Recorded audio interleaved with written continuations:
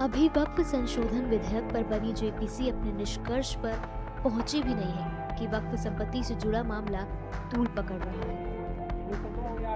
वाराणसी में वक्फ से जुड़ा मामला सामने आया है, जहां सुन्नी वक्फ बोर्ड ने वाराणसी के उदय प्रताप कॉलेज की जमीन पर अपना दावा किया है।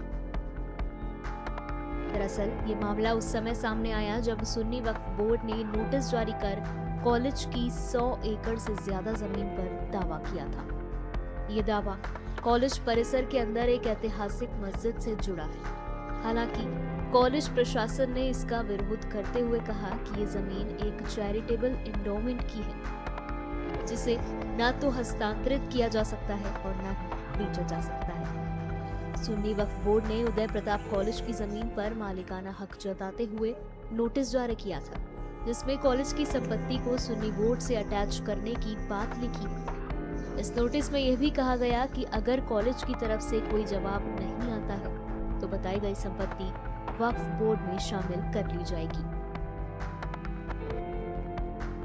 वक्फ बोर्ड की नोटिस यूपी सेंट्रल सुन्नी वक्फ बोर्ड ने उदय प्रताप कॉलेज वाराणसी को 6 दिसंबर 2018 को जो यहाँ पे एक मजार और मस्जिद है यूपी कॉलेज परिसर में, उस संबंध में उसकी जमीन के संदर्भ में और उससे रिलेटेड और भी जो जमीन है उसके संदर्भ में एक नोटिस भेजा था कि क्यों न जो है इसको यूपी सुन्नी सेंट्रल वक्फ बोर्ड में पंजीकृत कर लिया जाए। और ऐसा इन्होंने वसीम अहमद पुत्र अब्दुल लतीफ कोई है उनके आवेदन पर भेजा था हमको नोटिस।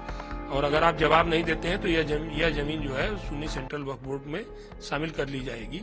लेकिन तत्काल हमारे जो है उदय प्रताप शिक्षा समिति जो कि यूपी कॉलेज का संचालन करती है, उसके तत्कालीन सचिव श्री UN सिन्हा साहब ने तत्काल इस पर इसका जवाब दिया और बताया कि कुछ लोग कॉलेज परिसर के शैक्षणिक परिवेश में विकृति पैदा करने हेतु किसी अवांछनीय व्यक्ति द्वारा भ्रामक प्रार्थना पत्र प्रस्तुत किया गया है और यह जमीन जो है इंडाउमेंट ट्रस्ट की है और चैरिटेबल इंडाउमेंट एक्ट के अंतर्गत आधार वर्ष के उपरांत ट्रस्ट की जमीन पर अन्य किसी का मालिकाना हक स्वयं समाप्त हो जाता है। तो इस प्रकार जो है ये मामला जो है यहाँ से लिख के चला गया। उसके बाद कुछ नहीं आया था। बीच में वहाँ पे ये लोग निर्माण कार्य कराना चाहते थे मस्जिद में और उसको आगे बढ़ाना चाहते थे। उस पर हम लोगों ने रोक लगाया। थाना अध्यक्ष शिवपुर को हमने सूचित किया, जो भी निर्माण सामग्री थी और जो भी वहाँ पे अवैध निर्माण कराए जाने का प्रयास था वो सब खत्म कराया और पुलिस को सूचना दिया। पुलिस हमेशा वहाँ पे हरकत में रहती है और इसके अलावा जो है अवैध तरीके से ये लोग जो है हमसे जो है हमारे बिजली कनेक्शन से इलेक्ट्रिसिटी कनेक्शन लेकर के चला रहे थे, उसको भी हमने कटवा दिया है। वर्तमान में ये लोग जो है बिजली का कनेक्शन नहीं ले पाए, इलेक्ट्रिसिटी कनेक्शन नहीं ले पाए, इसलिए नहीं ले पाए हैं कि इनके पास कोई भी दस्तावेज मस्जिद के संबंध में नहीं है। इस कॉलेज में लगभग 7,000 विद्यार्थी शिक्षा ग्रहण करते हैं, लेकिन आज ये कॉलेज एक मजार की वजह से दो पक्षों के बीच तनाव का कारण बना हुआ है। हमारी मांग ये है कि ये जो मजार को ये मस्जिद का रूप दे रहे हैं लोग और वक्फ बोर्ड इस पे अपना अधिकार बता रहा है कि हमारा ये जमीन है, ऐसा इनका कुछ नहीं है। हाँ, यहाँ हम छात्र हैं। संख्या पहले शुरू में ये लोग 2-4 लोग आए, फिर माननीय अखिलेश यादव की सरकार में यहाँ फोर्स लगा के नमाज पढ़ाने का काम किया गया और माननीय मुख्यमंत्री जी के आने के बाद ये लोग अपना ये सब काम शुरू कर दिए और वक्फ बोर्ड कह रही है कि हमारी जमीन, तो ऐसा इनका कुछ नहीं है।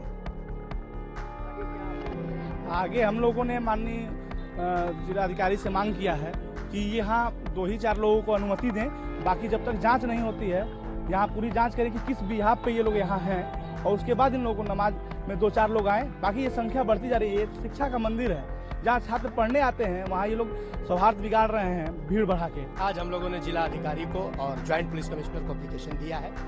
हम लोगों ने मांग किया है कि जब तक इसका कुछ निर्णय नहीं हो जाता, पहले ये मजार था और जब तक इस मजार में ये लोग ज्यादा से ज्यादा संख्या में नमाज पढ़ने आते हैं, इनको रोका जाए।